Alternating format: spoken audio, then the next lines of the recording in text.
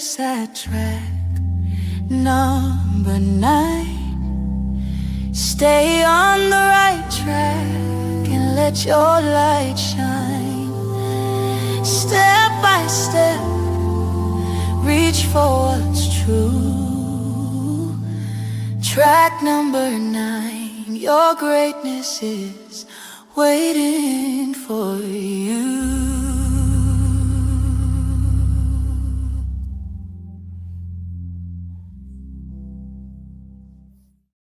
Good morning, good morning, good morning. We are live here at track number 9. We do apologize for the technical difficulties. My good friend Muff from North Carolina got in touch with me, say, hey, I'm on. Joyous Jones is here. Amanda is here. Joanne is here. And folks are just eager to hear what we got going on. So I'm super excited that you guys, oh, wow, Impact is here. Oh, my goodness. Tiffany Scott, amazing. Impact does amazing work. Kareem is here. Man, all the family is here. We're one big family. We were having some technical difficulties, and we do have a special guest today. The producers is working that out. Miss Darlene Cain. Many of you know her actually nationally. Many of you guys know Darlene Cain for her work with Mothers on the Move, Healing Cities, Family Survivors Network. Unfortunately, Darlene Cain is among the many mothers and fathers and families who have lost a loved one to gun violence. I brought my tissue because you guys know that these issues kind of they make me emotional because I'm a person with a big heart. I love hard, and as I mentioned in one of my previous shows, I'm really in love with human beings, and I'm in love with the potential that we have to create a wonderful, beautiful planet. So I'm going to engage you guys while we figure out what these are technical things so we can work it out. So I appreciate you guys. Oh man, Miss Marion Jones is here from California. So we have people tuning in from across the country. And as you know, gun violence in Chicago. Oh, brother Ronnie is here too. Hey Ronnie, that's Ronnie Smith. Ronnie Smith is a wonderful inspiration when it comes to working out and having a fitness coach. But anyway, hey, Sister Yvette, that's Mama Earth. She's here. God, I'm so happy people are here. But many of our families across the globe and throughout the country have been affected by gun violence. Chicago is one of those cities that continues to make the news with so many people being affected by gun violence. And of course, here in Baltimore, we have seen a historic low. I mean, I believe it was 133 or 32 homicides this year. So violence and gun violence across the country continues to decrease. So to God be the glory. I'm certainly happy about that. But still, there are mothers and fathers and individuals who have lost family. My family has been impacted by gun violence. And of course, I said I have my tissue because my cousin Nicole, she's a beautiful person, and she lost her son to gun violence. And the grief and everything that's associated with losing a child. Sister Denise Reed, she's one of the persons who work with Baltimore City. She's a chaplain for Baltimore City, but she is such a kind person with a big heart. And to show you God's mercy and how he healed people, her son was taken away from here. Gun violence. Somebody murdered her son, and she still found the strength and the courage to work with the reentry community. The same people who have been, hey, Rhonda Hall is here. That's my girl. The same people who have been convicted of, killing, people and murdering people. She finds the courage and the forgiveness to say, hey, everybody deserves a second chance. There's a brother that goes international. His name is Daryl Green. And Daryl Green had written a book. Sister Terry, hey, Sister Terry Mason is here. But Daryl Green had written a book about forgiveness. And in his book, he talks about how the guy that killed his brother, he went and purchased a firearm and he set out to find this guy, Brother Vincent. Good morning, Vincent Gregory. Good morning. But he set out to kill this guy. He set out to kill this guy. And something happened along the way, but he lived with that anger and that vengeance for quite some time. And it was only God that could turn him around and cause him to not seek revenge to kill this guy. Instead, he decided, whew, man, all right, my eyes are getting a little bit shiny here. You got to excuse me, but again, um, this stuff is real. Grief and forgiveness. That stuff is real. But I was saying that this brother had decided rather than go out and revenge the death of his brother, he decided he was going to forgive the man. And he goes around and he talks to people about forgiveness. It takes a lot of courage, man, and it takes an awful lot to forgive somebody that had wronged you and that had hurt you. And that's purely an act of God, to be honest with you. But that's where we at. That's the difficult subject that I want to talk about, and it's tough. So, like my man Donnell Wharton says, she about to cry. In the drop of a hat, this stuff will well up in me, and God just moved my spirit in a way that I can't hold it back. Tasha Woodbury is here. Her son was only 18 years old when she lost her son, and that was in 2006. And I can almost bet that that sister still feel that pain as if it was yesterday. So hopefully track number 9 is a way to come together on this Saturday morning and help us to get on track, to help us to seek forgiveness, to help us to learn how to forgive the person, and to help mothers and families and my cousin Nicole um,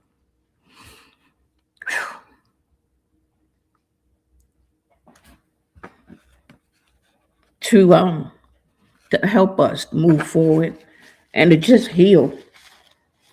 We need some healing, man.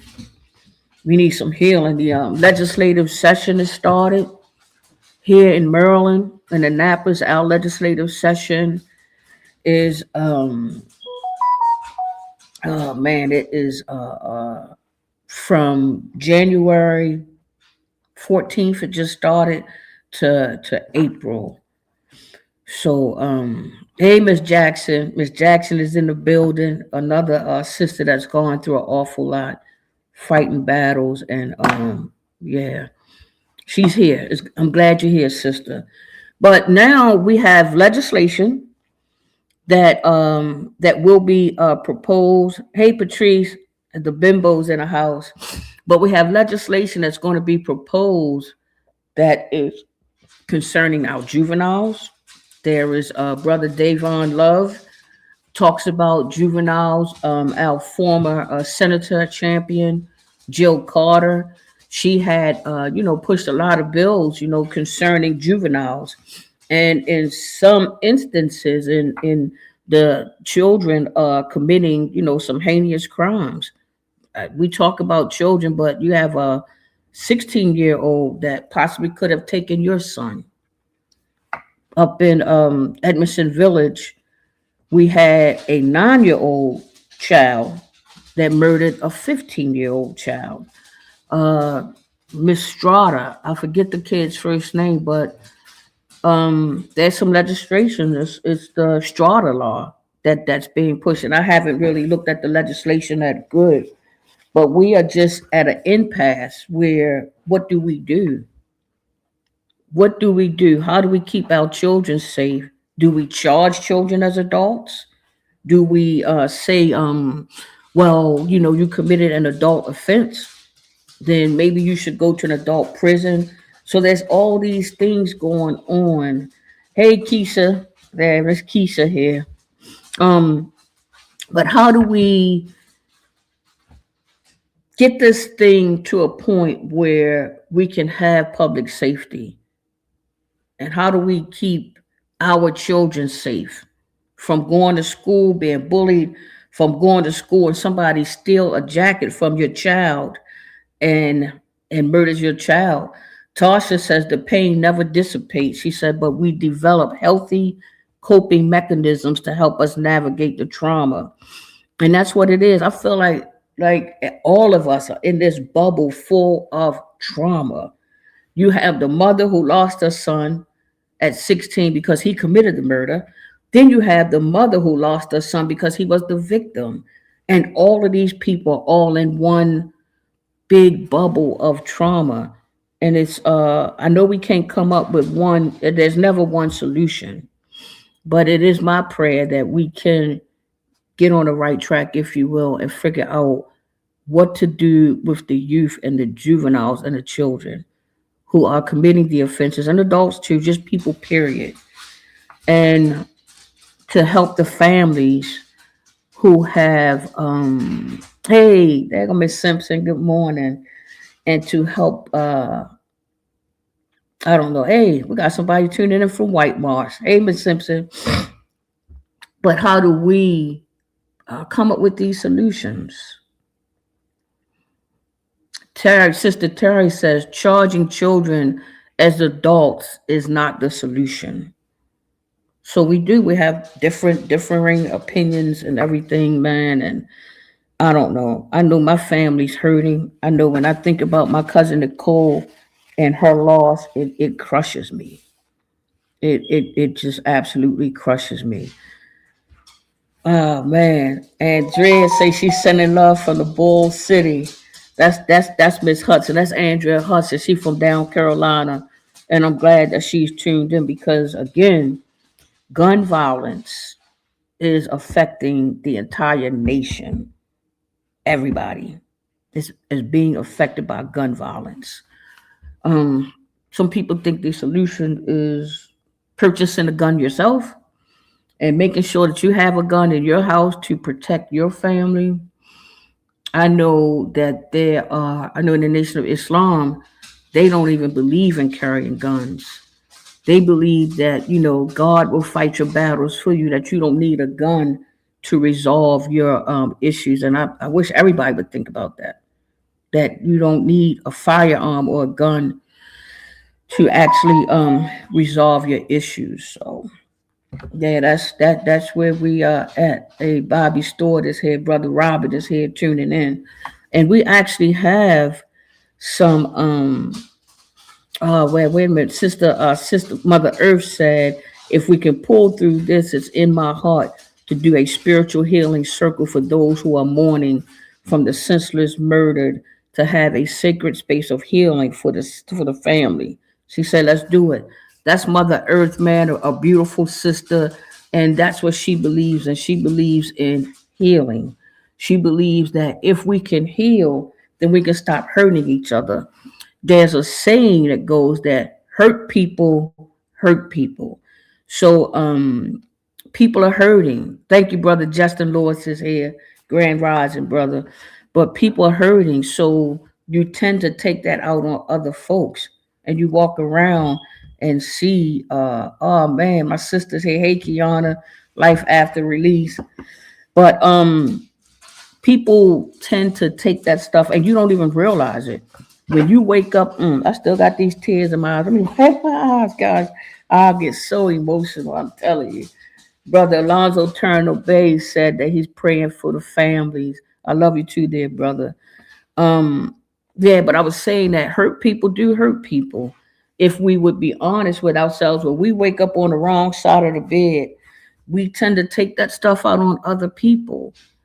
So I wish I could, if I had the ability to pray to my Lord and Savior and say, God, give me one wish. I don't know. I might wish for some money. I might say, God, give me that Mega Millions if I knew I had one. But no, I would actually trade that one wish if I had a genie, rub that magic, that genie bottle. I would actually wish for peace, and I know that people who are receiving the Nobel Peace Prize, the Nobel Peace Prize that our current president just received. But I know people do say that Miss America, when she gets up there, they say, "Well, if you had one wish, what would I would like to wish for world peace?" And I don't know if they're genuine about that, but I know that I am. I will actually trade that one wish in for just peace throughout this nation and throughout the land, because that's the one thing that will get us where we need to be if we were just peaceful. That would definitely help. That would be my one wish. Alonzo Turner Base says that we understand that guns and drugs were put in our community to continue what slavery could not do to us as a people. And that goes to the question. Thank you, brother Alonzo Turner Bay, for that. But that goes to the question of, oh man, brother Dale is here. Oh, I miss that guy. That is my man, Dale Green. That's my man. I miss you, Dale.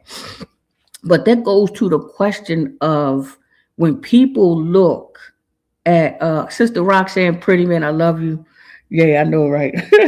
Sister say, go it on and cry. Lord have mercy. I'll give y'all ugly cry. Y'all might say, girl, cut it out. If I really start crying. But the brother mentioned that guns and things were put in our neighborhoods for the intentional outcome that we're getting, like in Baltimore. Because I had read here that many of the guns that's coming to Maryland, they're actually coming from West Virginia. Many of the firearms that are coming into our communities. And I know that leadership had talked about how do we get this, my cousin Nicole is here. I love you, Nicole. But how do we get the guns out of the community when you have gun rights people who say, well, hey, we should be able to have guns and firearms and everything. And then there's people who saying, well, we don't want guns in our community. So there are people who want guns and people who don't. There's a place in West Baltimore, I think it's run by Northwest Baltimore, I think it's run by Life Bridge, and it's the Center for Hope. And they put a commercial on television, and the commercial is about the gun pipeline. And it comes on, but it's like look like a 11 or 12-year-old Caucasian kid. Good morning, Sister Tammy Stinnett is here from Northwest Baltimore. Good morning. But the commercial itself, and I actually had a problem with it, and I didn't get a chance to send an email or tell folks the problem that I had with it. Good morning. Freedom Jones is actually here, and she works for the Center for Hope up there, a Life Bridge program, and they're doing a lot of violence interruption. They're doing fantastic work. Freedom Jones is an amazing person. She working with the brother from out of Sandtown, West Baltimore, one of my homies, one of the cats that I grew up with. But the problem that I had with the guns to pipeline commercial is they have a 12-year-old young Caucasian man on a boy on the commercial, and it wasn't real. That's not reality. The reality is that gun violence is affecting everybody, but in that gun to pipeline commercial, those guns are being flooded in Black communities. When you have, unfortunately, like Sandy Hook, God, that thing. When I seen that this young Caucasian man had went into a school and killed 26 babies, 26 children, and I'm talking about school-age children, children that were in pre-K, 6 years old. That thing crushed me, man. I said, I need me some damn therapy. I cried and cried, and every time I thought about it, I said, God, please help me. Help me to endure this pain. God, it was terrible. But when you think about gun violence, when you have a shooting at Columbine or a Sandy Hook, those children got those firearms from out of their living room. Those children had gotten those guns from, from home. Some of them, their families actually brought them the guns to commit those murders, going into a movie theater. That's why I say that commercial is misleading. And I love Freedom Jones. That's my girl. I know she didn't produce that commercial. She wouldn't have done nothing like that. But the Center for Hope and Life Bridge, they need to reconsider that commercial and make it more of a realistic kind of thing. And I could go on and on. And oh man, Freedom said that she would love to talk on the show to talk about, that gun violence and the work of the center up in Northwest Baltimore and the violence interruption work that she's doing. So anybody that want to be on the show, or if you have anybody that you think would be a good guest, you can send that suggestion to info@marylandjusticeproject.org. Info@marylandjusticeproject.org, because we would love to have them. And for 1 hour, we have candid conversations and real conversations with the people that we love and care for. And I always say it's my way of giving all of y'all a hug, because everybody that comes here, all these people, folks that I actually know. Brother Joe Richards is here. That's my guy, man. Brother Joe Richards L. He's here this morning. And man, if you really want to hear some realistic talk to Brother Joe. Are we back, Miss Cain? Are we ready? I can't hear you because we was having some technical difficulty. I want to know because I love to talk. Brother Hassan is here. Brother Hassan said one thing I have noticed in the street is that all of these young people that's in the street have one thing in common: gangster rap, a negative narrative that we have to change. And that's the one thing that I was mentioning, is that the guns are coming in. They, like somebody had mentioned, that they intentional about drugs and guns, particularly in the black community. So my question would be, when do we step up, and when do we decide that we are going to take responsibility for our communities and do something different? And he mentioned that gangster rap. I don't know if you guys remember, but Tupac Shakur, our dear brother, was on Capitol Hill, and it was a black woman named Dolores Tucker. And Dolores Tucker, hey, good morning, Angel Gilliard. God bless you, dear sister. Love you. But Dolores Tucker was trying to say that the rap music is something that the FCC, the Federal Commission on Communications, the FCC should ban that rap music because it influences our children to do negative things. How many people in this listening audience remember that? Oh man, we got Sister Marion Jones said that her son DJ was deeply loved and will always be remembered. His life continues through love, forgiveness, and grace. Amen. Thank you for that, Sister Marion. I appreciate that. Because I know it's difficult. I know it's difficult for a parent, a mother, to have to bury that child. My heart goes out to you. I love you. I always keep you in prayer. Thank you. But I was saying that, is it the responsibility of the producers of this rap music? Because I don't think they're going to stop. I saw an interview with, I think his name is Lyle Cohen, a Jewish guy that was a Jewish guy that, oh yeah, we have that number in the chat if you want to come and join us live. If you would like to be a guest, call Leon at 443-756-5700. We'll get you on the show. But I remember Lyle Cohen being in an interview, and they were talking about the responsibility that he has, and why do he continue to help people produce music that's so negative, that breeds death into people. And you know what he said?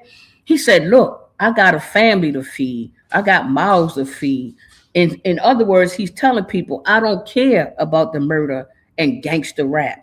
And that, I think they call it trap music. He let people know, I don't care about that. I only care about making money.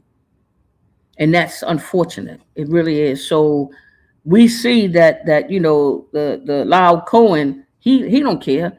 So we can't rely on him. So how do we control what our children listen to? How do we control what they listen to? That becomes a question, because the communities that's on the outside looking in, they saying it's your fault. It's your fault that you were a slave and you haven't gotten your act together with all this freedom.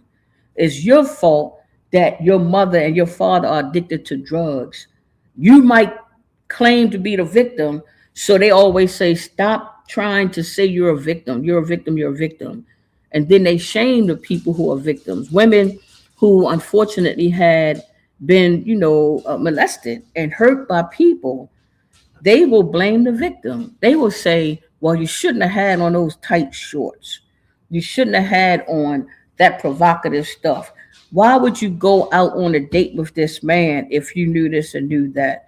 So it's so many dynamics that is it's unbelievable. But at the end of the day, you know, folks are saying, hey, we got to get up and do for ourselves. People have to get up and be responsible for their communities.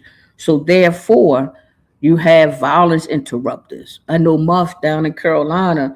I know that she works with a lot of Miss Andrea, Andrea Hudson, She says that they can listen. We got to have the conversations around not just music, not a lifestyle. She says around it's not just music and it's not a lifestyle.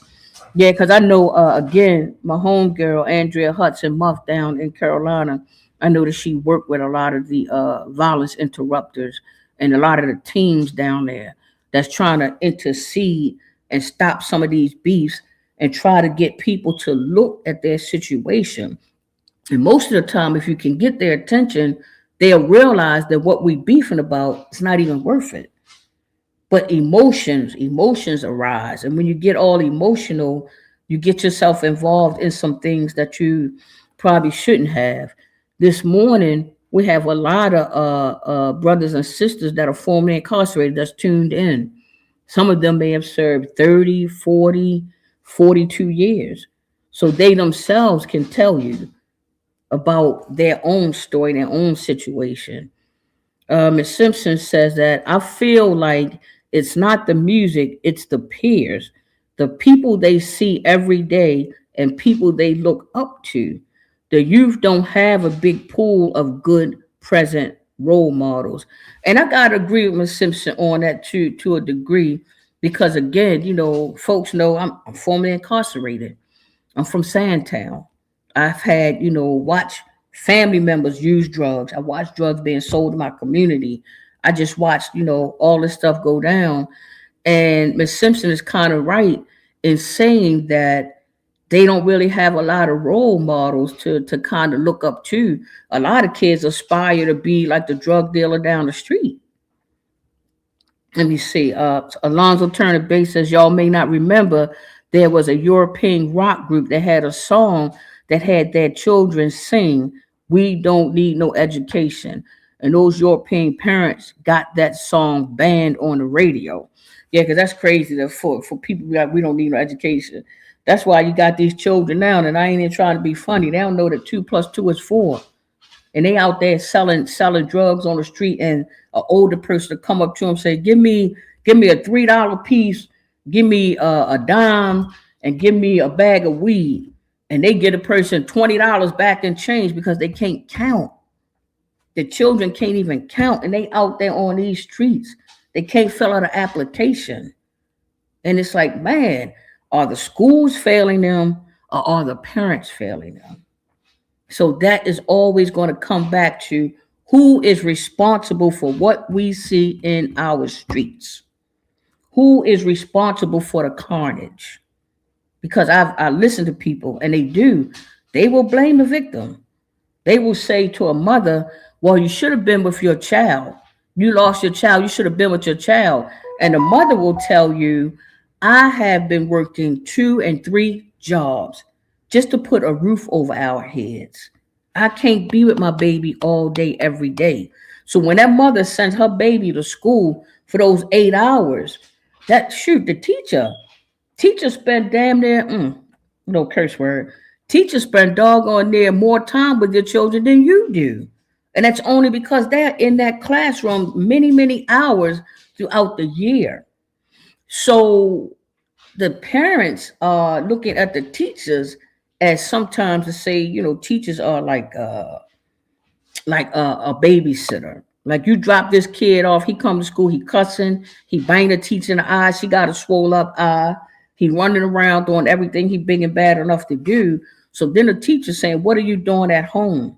Why are you sending me this child? And you know he has these issues." So it is Andrea Hudson say, or Muff said that they never blame the system. So we'll always get back to that.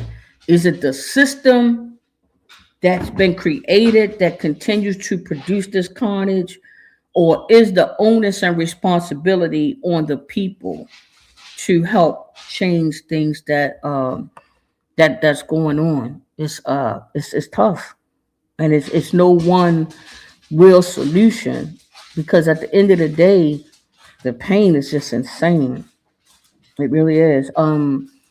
Patrice Bimbo says we have to get to the deep rooted issue of the missing family. I got to give some credence to that. I can remember, and I ain't gonna tell my age. That's why I stay all greased up so I can keep these wrinkles away. I come on this bad boy shiny. My mom always greased me up. But yeah, our sister was saying that the family is missing, and it is true, because when I was younger, we lived 1200 Riggs Avenue in West Baltimore in Sandtown, and every day we would sit and watch TV together. Hey, brother says that Mark Michael says that he blamed the parents first, and everybody has that right in their opinion. You know what I mean? The brother says he blamed the parents first. I had recalled seeing this movie. Have anybody remember this movie with Bruce Lee's son? His name was hey, I hear echo, guys, but and that's a little bit better. But do you remember in the movie The Crow with Brandon Lee, Bruce Lee's son, when he said, "Mother is the name of God on the lips of children"? The first God that a child knows is his mother, because the life sustaining things that he need comes from the mother. He needs food, he needs water, clothing, and shelter. He's 6 months old, he can't do that for himself. And the same way that we rely on our God to wake us up every day and give us the life sustaining things that we need, I thought that was just, I'll never forget it, because I think about my own mother, and I think about my mother and her drug use. I think about my desire to want to have my mother present. And she was a great mom. I know she had issues. So I'm grateful that she taught me intangible things. One, education is important. She taught me to respect people because I want to get respect in return. So, the fruit never falls too far from the tree. And those magnificent things that she gave me allowed me to be able to become a college graduate, allowed me to be able to have the voice that I have, and allowed me to be the decent, upstanding person that I am becoming. That's all my mother and my father. And they both had issues. So I understand how important the mother is to the child. I, and personally, I totally understand that. Um, but one of our listeners said that he blames the parents first. So it's just I don't know. It's not an endless conversation. I think everything has a solution. I think that God will bring us through this, and it's just so much pain and suffering in the process. That's the part that really get me. The pain and the suffering. That's what bothers me. To see mothers in the agony, and to see them on the ground, can't get up, can't get up. and that stuff moves my spirit. So I'm just praying always for solutions for us, whatever it is, whether we have to give some parenting classes, whether we have to have other family members step up and to help the mother. If people know that this woman, honestly, is working 2 and 3 jobs, somebody got to step in and help her with her children. She's trying to keep food on the table.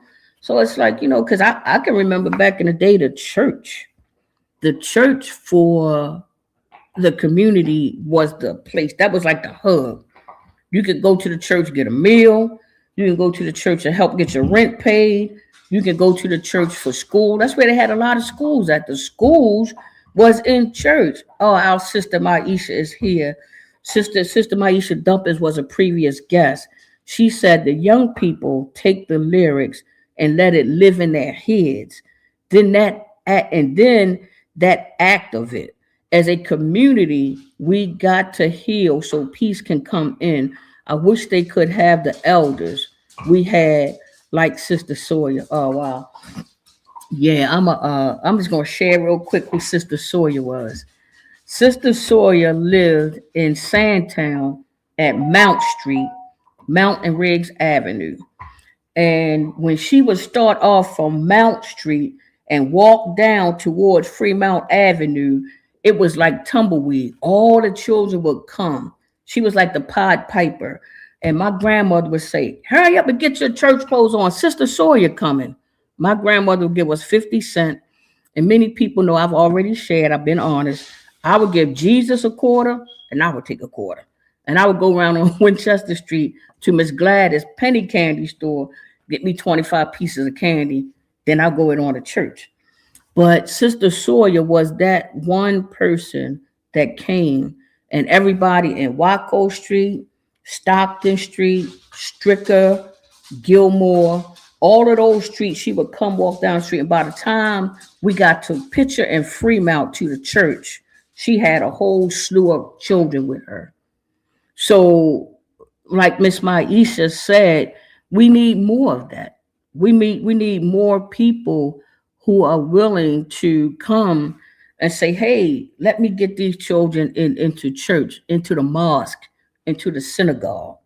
Let me allow them to find that there is something bigger and greater than themselves that could help them get through these difficult times." And we need more of that, if you will.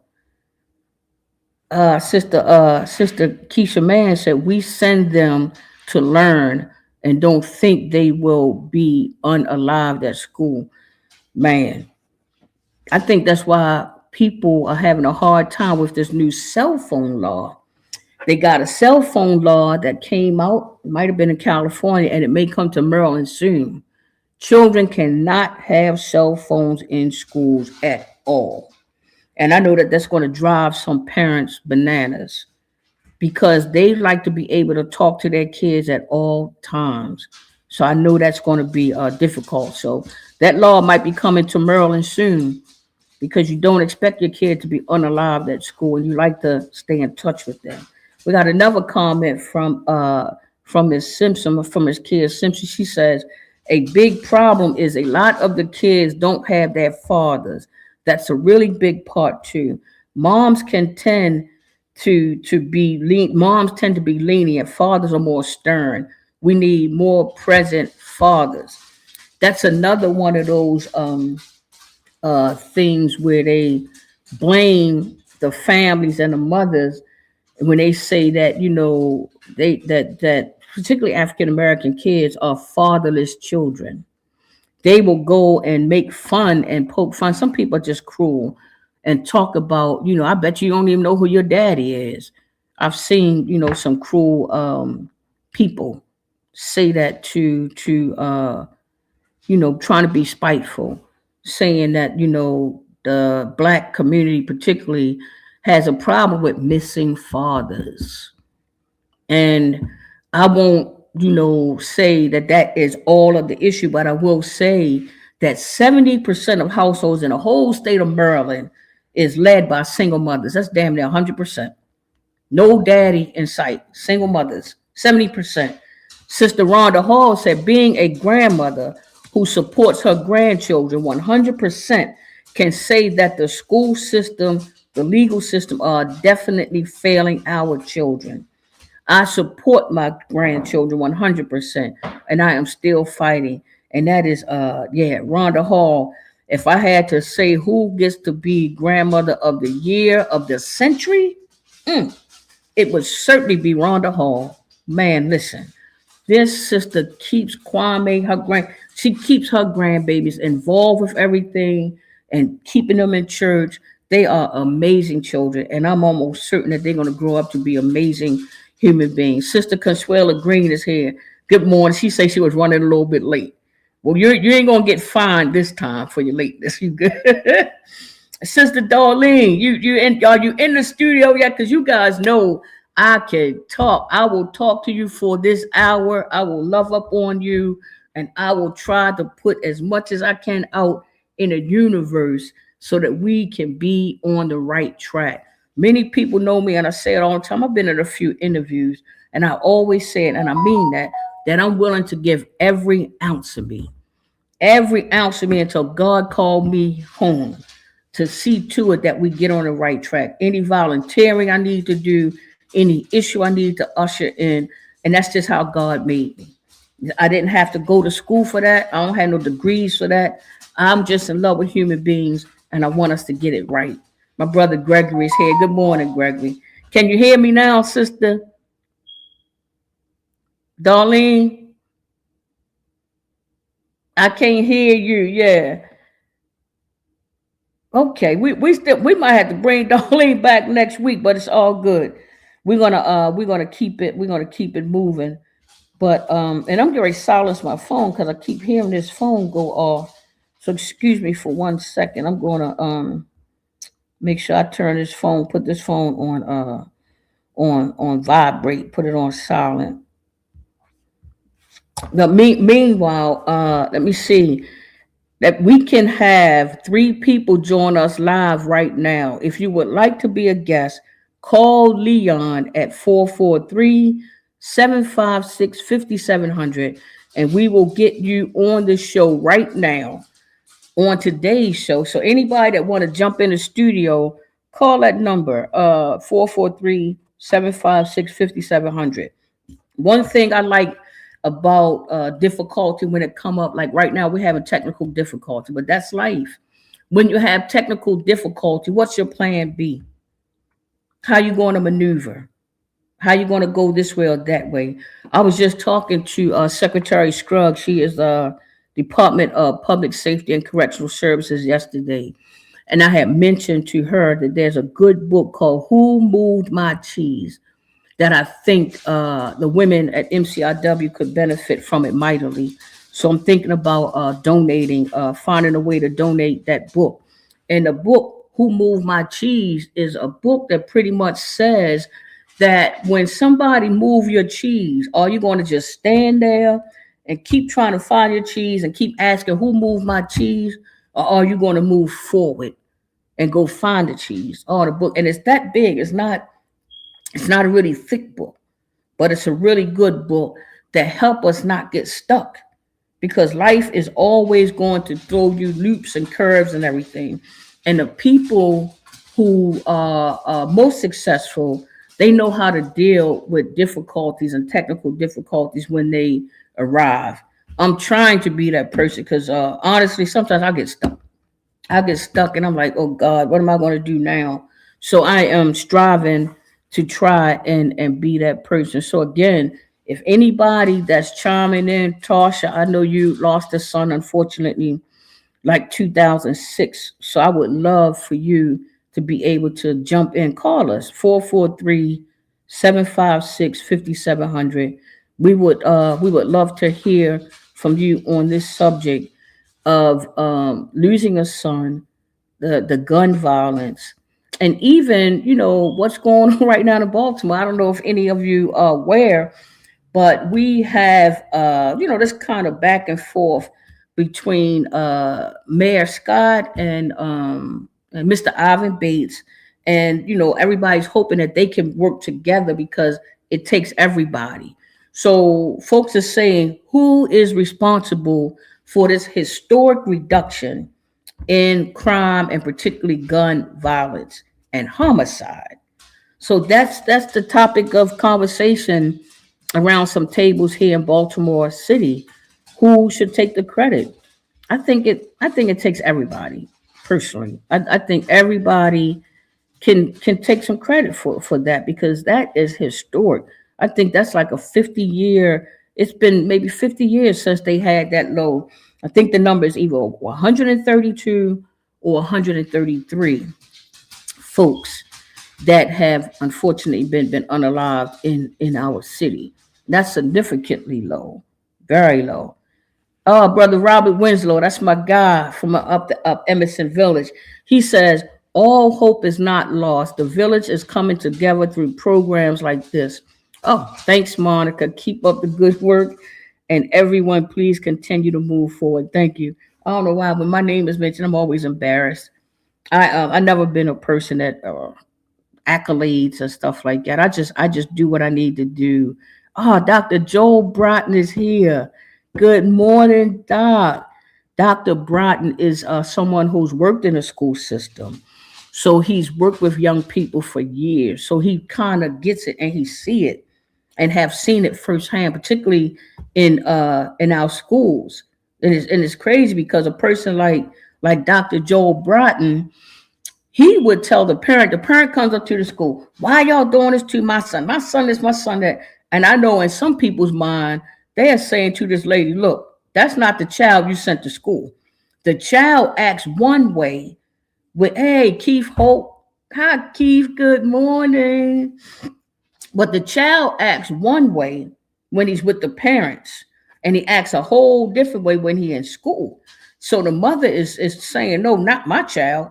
You pull the mother into a meeting and say that your child, beat up another kid and dunked his face here and did this and did that.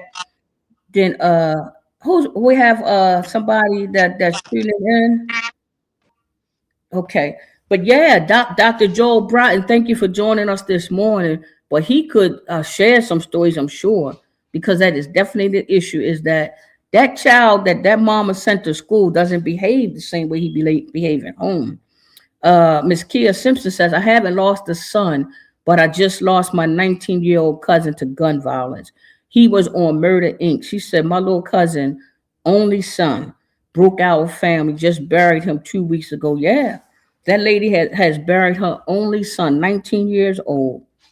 It's devastating. And I know, because I was trying to fight back the tears earlier, thinking about my cousin Nicole, who's also, she's watching today. She's a phenomenal mother, and she got a testimony. She can tell you about how God got her through that. God got her through that and continues to get her through that.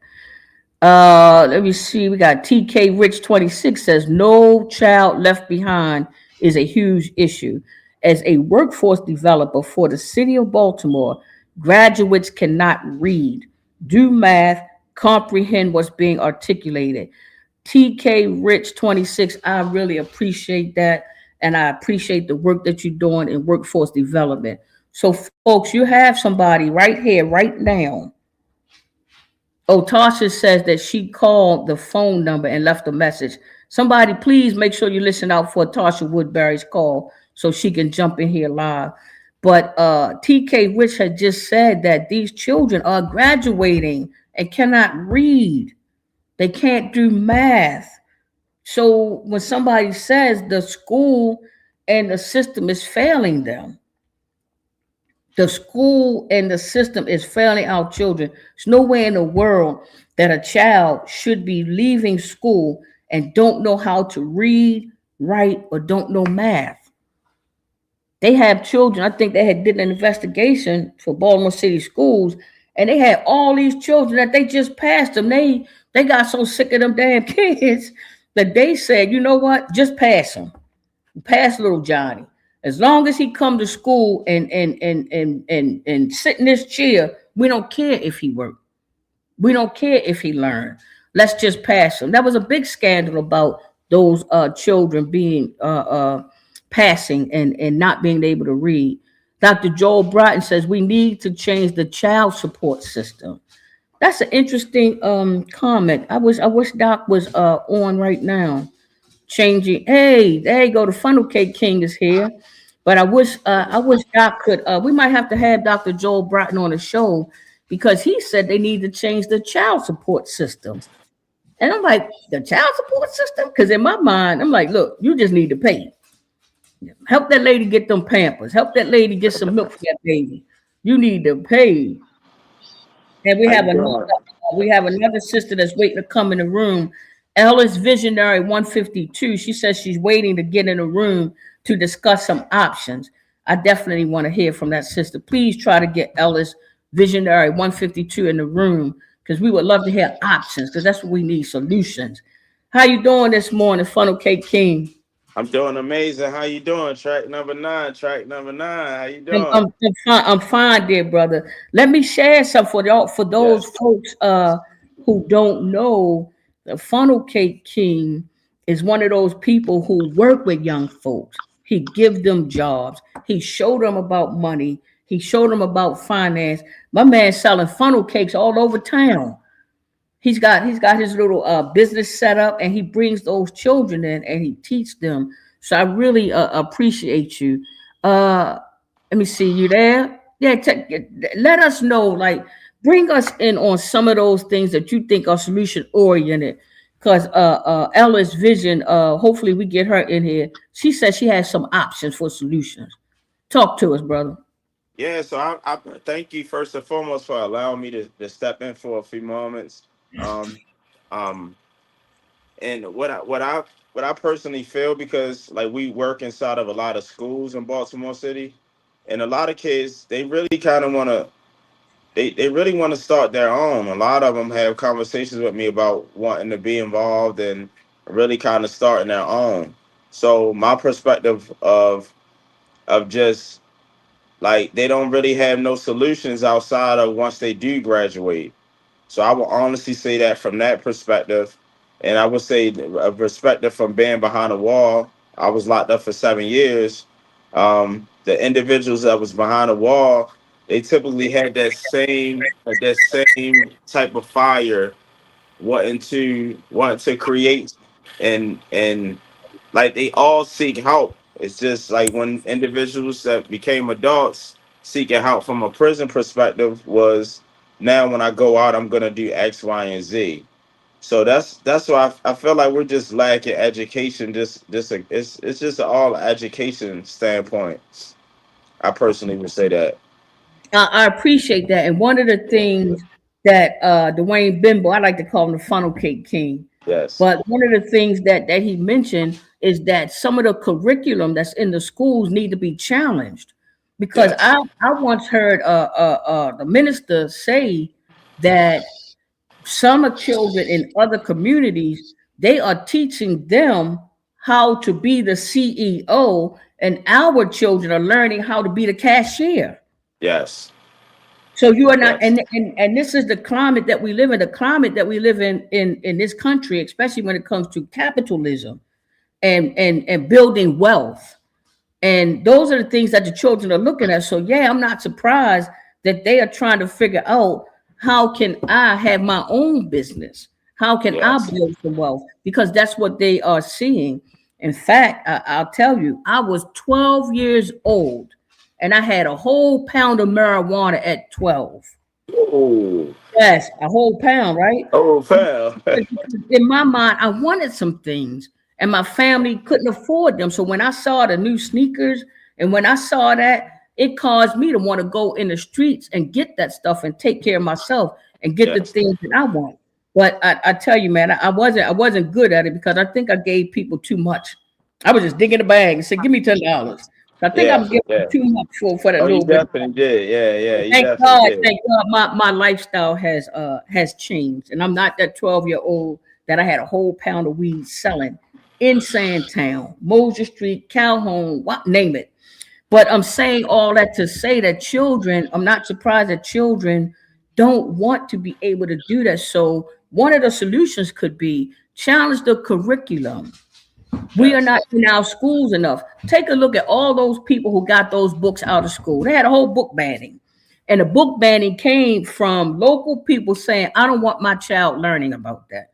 And those Yes. books were removed. How about if solution would be, we don't want our children learning this, we want them learning that. Make Hmm. sure that they teach them math. It's a brother I follow on Facebook. His name is Akil Parker.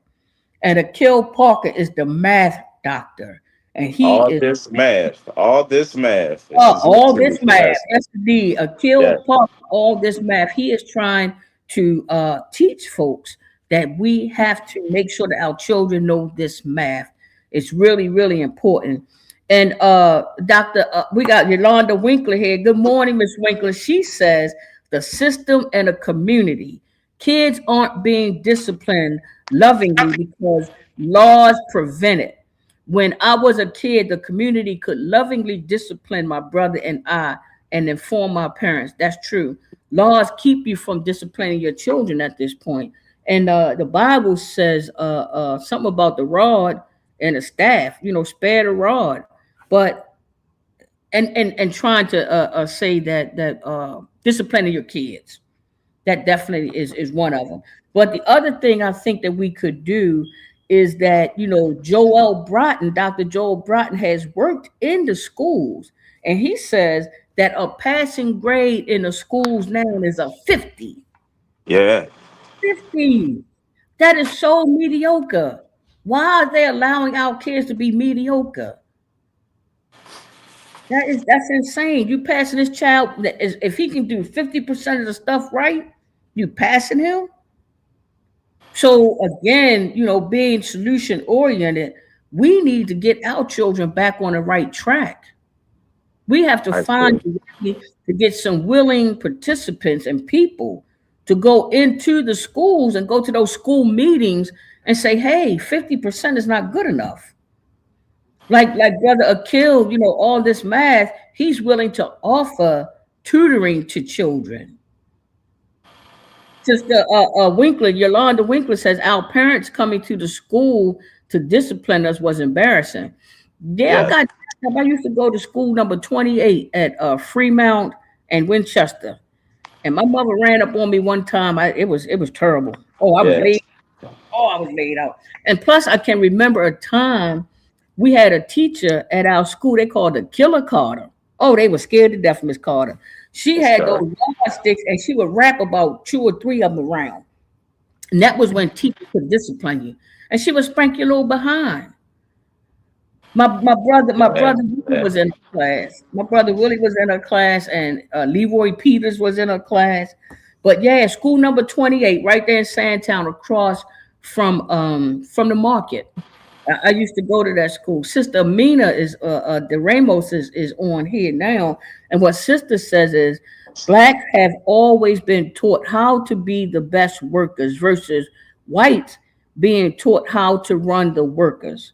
And Mm. got a point Yes. that when you Yeah. think about what schools in certain communities are being taught, again, the Minister Farrakhan had mentioned that uh, they are teaching our children how to be the workers and not how to own the companies, not how to be the CEOs. So that's Yes. another thing that might be more solution oriented, that we can start looking at curriculum. And if anybody have any suggestions, of course, you can send that to info at Maryland Justice Project, because we are solution oriented. And Yes. a few weeks ago, we had Senator Corey McCray, and this was his book, that he had presented. The book is The Apprenticeship That Saved My Life. And we are what we are doing is we are getting, because we purchase a lot of these books, so we're going to have a reading circle of Yeah. young people that's going to have this book, and we are going to ask the support of our dear senator and all those other leaders to help lead our children, because everybody don't want to go to college. There Hmm. are plumbing jobs, carpentry jobs, home improvement jobs, so we can help grab our kids. And some kids are good with their hands. Yes, they Everybody, are. Yeah. everybody want to be into to computers. So I think we gotta think outside the box and really just start looking for some solutions so that we can keep our children on the right track. Sister Sarah Matthews is here. She mentioned that our African American children and older adults are left behind. And she says to tell Governor Moore. I don't know if I want to tell Governor Moore. I don't want to fool with him. I'm gonna stay in my lane. Oh, there goes Sister Tasha. I'm so glad you are here, Sister Tasha. Share some wisdom. We might go over a little bit, guys. I know we're usually here for an hour, but we started a little bit late, so we might go over a little bit. So tell us some of the things that you think might be solution oriented, because I know you had mentioned that you lost your son. Hmm.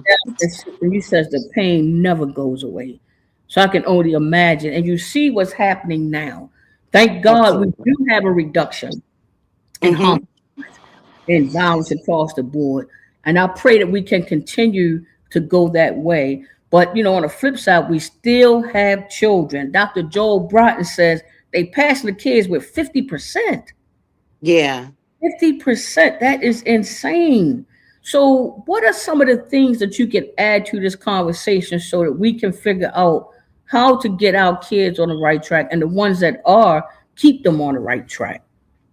I think and I did make submit a comment, right, Mhm. that talks about this, right?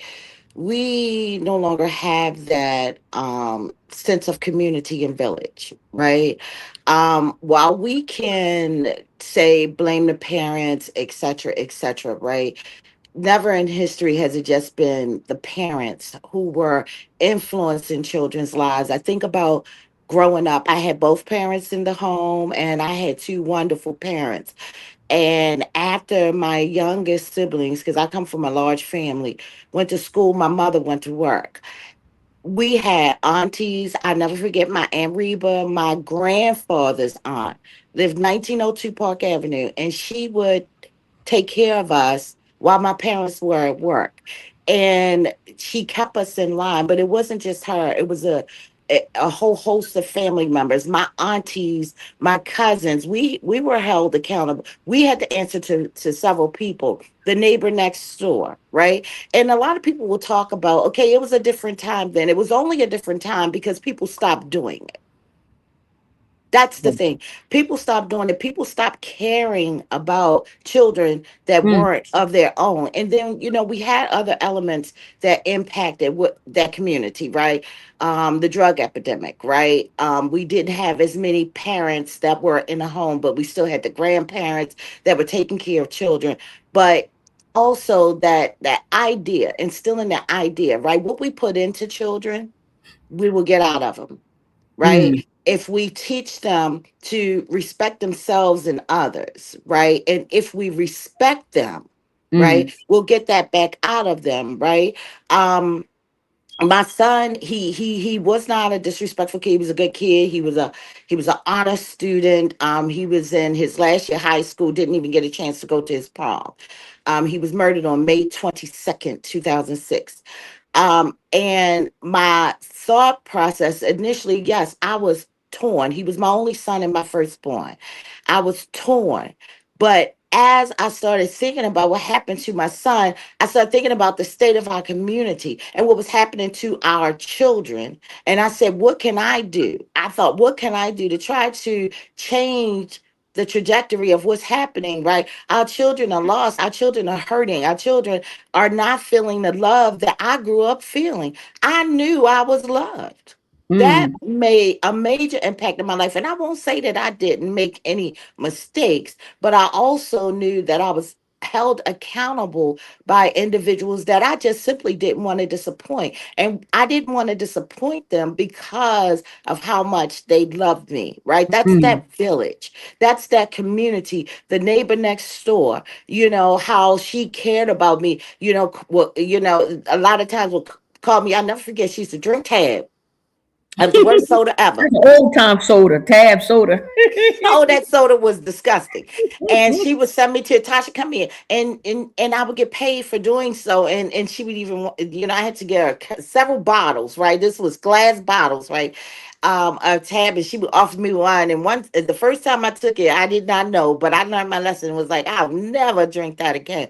But she Mm, would sit down and she would talk to me, right? I think about my uncle Albie, right? He was, my Aunt Reba's husband, and how, he would take us for rides, right? He would take us for rides just to keep us from idling, right? mm, And Reba would send us to camp. We went to camp right up in Reservoir Hill.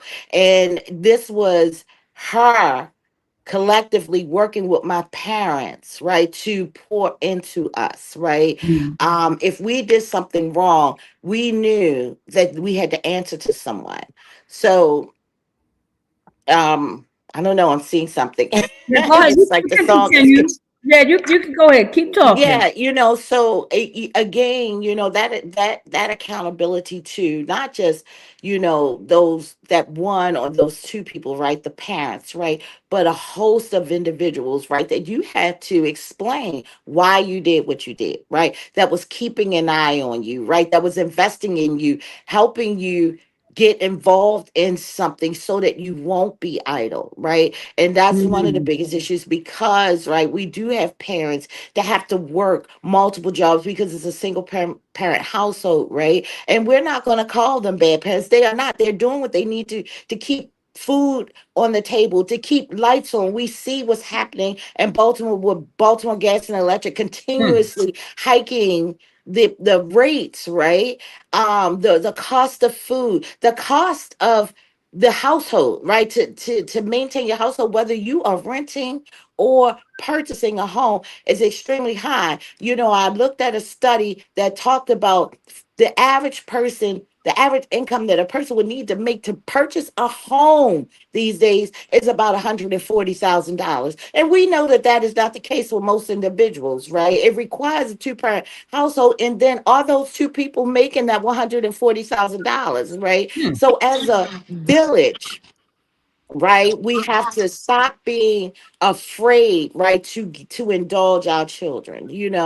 Definitely. I sit on my community association board, and there's some areas where we have some young people idolating and things, and I hear them all the time talk about, oh, I'm not gonna go up and say nothing to them. And I'll go talk to those young men.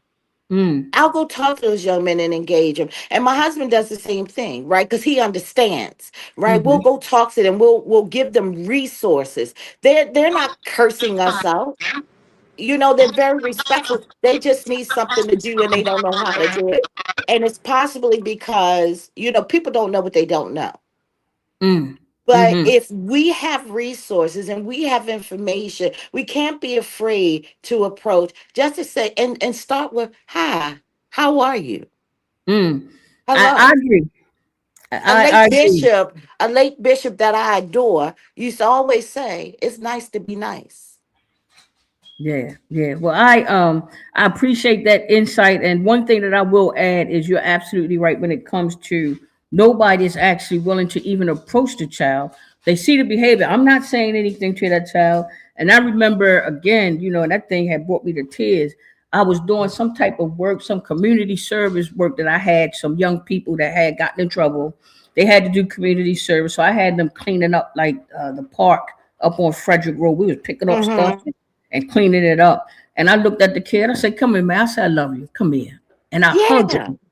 Oh man, and I could feel the pain in the baby, and I could, he started crying. That thing tore me up, and I was like, nobody hugged this child and said, "I love you.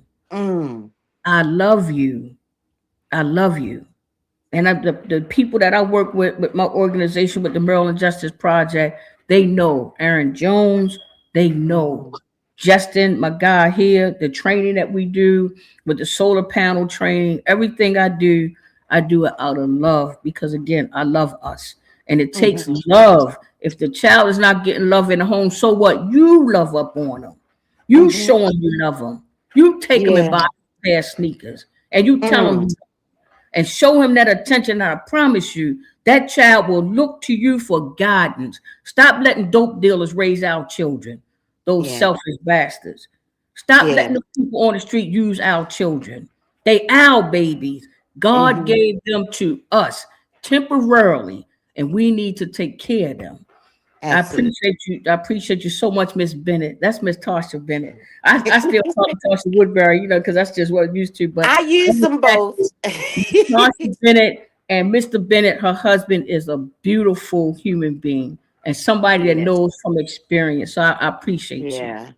Yeah, I Yeah. want to. Yes, absolutely.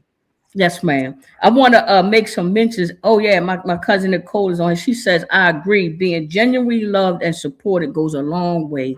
Straying away can stem from lack of love, just as Hmm. well as nature, meaning environment and peers. So it can be both things. The people you hang Yeah. around with your kids in the streets, the Yeah. lack of love in the house that you like myself. Like the lack of love that you're not getting in the streets, at home will cause you to stray to the streets. Before we go, I do want to make a few comments. I want to mention TK Rich has been real. TK Rich 26 been adding to this conversation. My girl Cheryl Wood from California have been adding to this conversation. Somebody got to mute themselves. But I wanted to add that TK Rich Hello. 26 TK Rich 26 had mentioned that the parents are not reinforcing what the children are learning in school. When that baby come home, he got homework. Somebody in that house need to be sitting down with him, reinforcing what he learned. But the saddest part about it is that stuff is generational. So the parents don't even know how to help you. The parents say, man, I don't know this new damn math. It ain't no new math. If you know math, you know math. So they say, I don't understand, but I gotta agree with TK Rich 26. He had said, when them children get home, they not reinforcing what they learned. And then we had another comment from Turner Bay. Turner Bay has said that when it comes to discipline, people scared to even discipline their own children. And then we had another comment that had came in that says that that people got to stop trying to be friends with their children. You are not your child's friend. You That are their part. friend in a sense, but it's nothing to see the mother and the daughter all out hanging out, shaking, gyrating, Mhm. just a sipping. And I understand that because you are their friend, but you are not their friend. If that You're the makes parent first. yeah, yeah, yeah, You're the yeah. parent So first. yeah, And we you had have a we've had a responsibility. yes, ma'am. We've had a lively show today, even though we had some technical difficulty. I am definitely oh, we got another one. S Smiley Forever 66 said, absolutely. I agree that if we have the resources, we should not be afraid to approach our community children.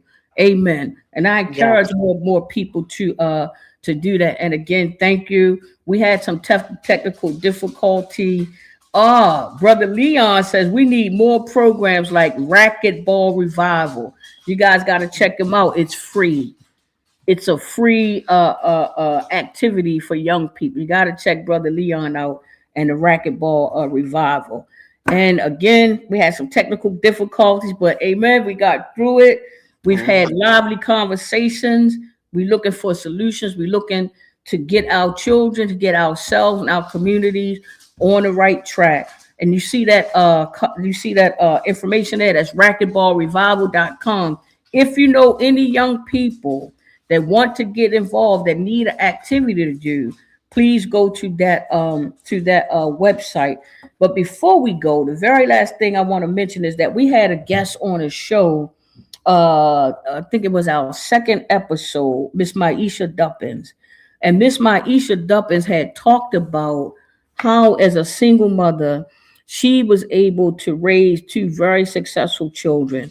One, her young son, he actually lost his father to gun violence. And man, the therapy and the praying and keep on moving forward is what she's done. So, what I'd like to ask the viewing audience, if you can send $1, $2. Her daughter, Miss Kamara, is actually getting ready to go abroad to Greece. She is actually getting ready to go abroad and study in Greece. And they need just a little bit help. They're a little bit shy by about $1,600. I'm going to make a donation. And if you can make a donation, that would be great. So this young sister can go to Greece and actually study abroad. Because I do believe that money, it does. It takes money to make this thing go around. I had mentioned before that one of the problems is that the mothers and the parents are working, but they can't afford uniforms to get their children involved in football.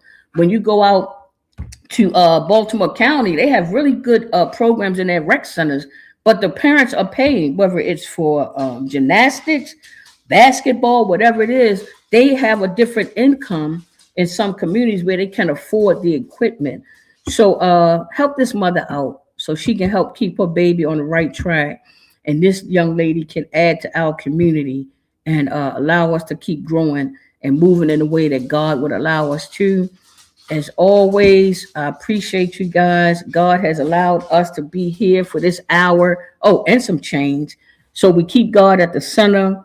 We fighting to get on the right track, to stay on the right track. I love y'all. And this is one big virtual hug. Thank you so much. I've had people tune in from California, from Carolina, from Washington, D.C., from PG County. So, yeah, thank you. And I will say Verizon didn't get to jack this one up. Feel bad for you Verizon phone. Boy, they jacked that system up some kind of terrible. But thank God our connection was there. And we're always going to be connected. Thank you for tuning in to track number 9. I look forward to seeing y'all again next week. And yep, I didn't cry that much today. I love y'all. Thank you. We inspire greatness at track number 9. Stay on the right track and let your light shine. Step by step, reach for what's true. Track number 9, your greatness is waiting for you.